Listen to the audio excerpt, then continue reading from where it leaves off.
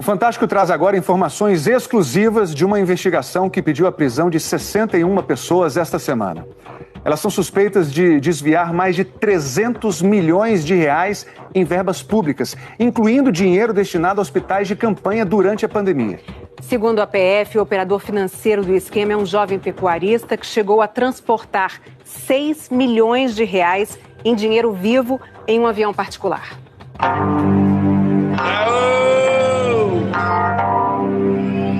Este jovem milionário de 32 anos está feliz. Coisa mais linda! Ele é um dos maiores pecuaristas do Pará. A razão é coisa do outro mundo. Olha que vacado. O nome, Nicolas André Moraes. Segundo as investigações, ele chegou a ter 180 mil cabeças de gado. Gado extra, top, só trem de primeira. O patrimônio de Nicolas inclui fazendas enormes, dezenas de casas e apartamentos, aeronaves e vários carrões de luxo. Tem vida mais barata que essa, mas não presta não, né? Tem vida mais barata, mas não presta não, viu? Frases iguais? As investigações apontam que não é coincidência, que Nicolas faz parte da mesma quadrilha do médico de São Paulo, Lauro Fusco Marinho, que a gente já mostrou no Fantástico. Viva México! De acordo com a polícia, o dinheiro que Lauro e Nicolas se esbanjavam tanto não era deles, era a verba pública da saúde. Em setembro do ano passado, Nicolas foi preso, acusado de ser operador financeiro da quadrilha no Pará. Depois, recebeu o benefício da prisão domiciliar. Mas a Polícia Federal conseguiu novas provas e na quarta-feira passada, Nicolas voltou para a cadeia. É uma organização criminosa que já vem atuando há bastante tempo. De 2019 para cá, encontrou aqui no estado do Pará a possibilidade de praticar esse tipo de crime.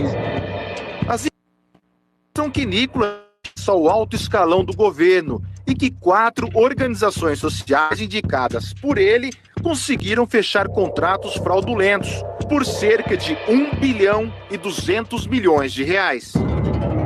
Essas organizações passaram a gerenciar 9 hospitais do Pará. 4 eram de campanha para pacientes com Covid. Eu vou precisar de 5 milhões, vai ter que dar um jeito de tocar um hospital com 3 e pouco esse mês. Segundo a Polícia Federal, eram 8 milhões de reais que deveriam ir para o hospital de campanha de Itaituba no mês. Mas a quadrilha ficou com 5 milhões. Que era desviado era até maior do que efetivamente empregado. Não são raros os diálogos aí em que o desvio ele é superior a 50% daquilo que foi repassado. A investigação diz que pelo menos 300 milhões de reais foram parar no bolso da quadrilha. Estavam mais preocupados mesmo em desviar esses recursos destinados à saúde para pagamentos aí de compra de gado, de fazenda, de carros, de aviões, do que efetivamente utilizar nos hospitais. Vai ficar aí 1 milhão para pagar a besteirinha. Besteirinhas, segundo a PF, eram médicos, enfermeiros, remédios do Hospital de Campanha de Santarém. Este médico trabalhou lá de abril a setembro do ano passado. Um grande galpão com uma lona cobrindo. Alguns ar-condicionados espalhados, mas não era suficiente nem um pouco para bancar o calor que fazia lá dentro. Eu lembro que tinha uma época, a bomba de oxigênio, ela falhava. E a gente entrava em desespero no hospital inteiro, porque as pessoas começavam a sufocar, era o caos. Acabou que o hospital de campanha fechou e nós não recebemos desde julho. Nós ficamos 3 meses sem receber. Esta advogada representa 27 médicos que trabalharam no Pará e ficaram sem receber. Isso causa uma revolta, porque eles arriscaram a vida e estão até hoje em uma verdadeira batalha com a justiça para poder receber o valor que eles têm direito. Os investigadores descobriram como o desvio do dinheiro era camuflado. A quadrilha conseguia notas fiscais frias de empresas que faziam parte do esquema. Assim, pelo menos no papel, tudo parecia em ordem. Mas, segundo a Polícia Federal, os serviços eram superfaturados ou nem eram prestados. E alguns equipamentos também nunca chegaram aos hospitais. Veja este exemplo. Na nota aparece a compra de 11 ventiladores pulmonares por R$480 mil. O comprador, este posto de combustível que, segundo as investigações, pertence a Nicolas. Detalhe, O posto não estava funcionando nem na época da suposta negociação. Segundo a Polícia Federal, a nota era fria, não havia ventilador pulmonar nenhum. E mesmo fechado, o posto movimentou 100 milhões de reais no esquema de lavagem de dinheiro da quadrilha. São crimes que deixam rastro documentais, são rastros que dificilmente vão ser apagados.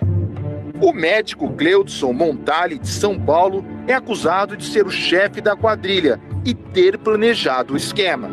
Cleudson esteve no Pará antes e durante a execução dos contratos e aparece em fotos com Nicolas, acusado de ser o operador financeiro do estado. De acordo com as investigações, o médico e Nicolas chegaram a ir de Belém para São Paulo num avião de Nicolas, transportando 6 milhões de reais em dinheiro vivo.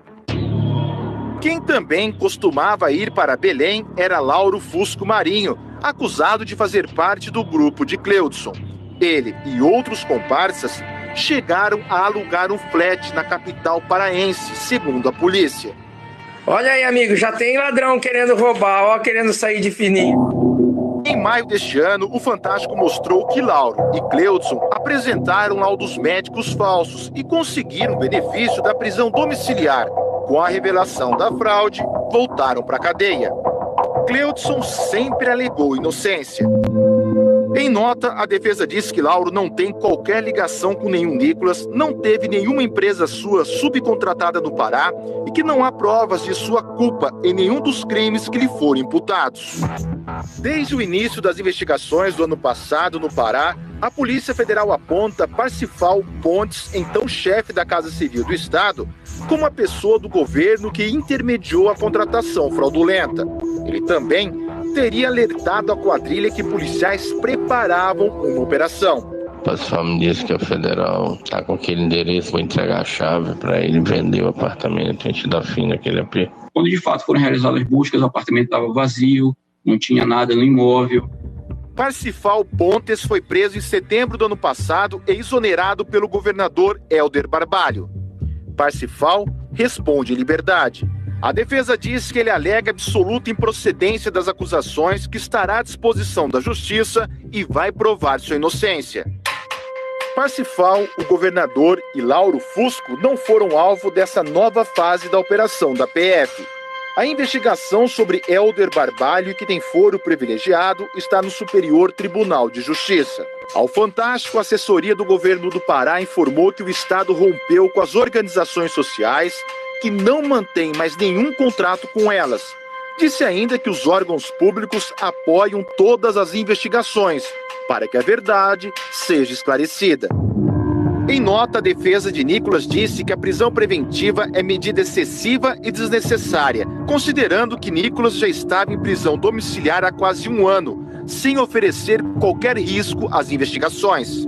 A defesa também disse que, sobre os fatos, a manifestação adequada e responsável será feita durante o processo. Esta semana, a Justiça decretou a prisão de 61 pessoas. Também determinou o sequestro dos bens e o bloqueio das contas bancárias dos acusados. Quase R$1 bilhão. A saúde lá no nosso país já é algo precário. Essas pessoas ainda procuram desviar esses recursos da saúde, o que deixa a população ainda mais fragilizada e carente desse tipo de serviço que é tão essencial. Tem vida mais barata que essa, mas não presta não. Aô!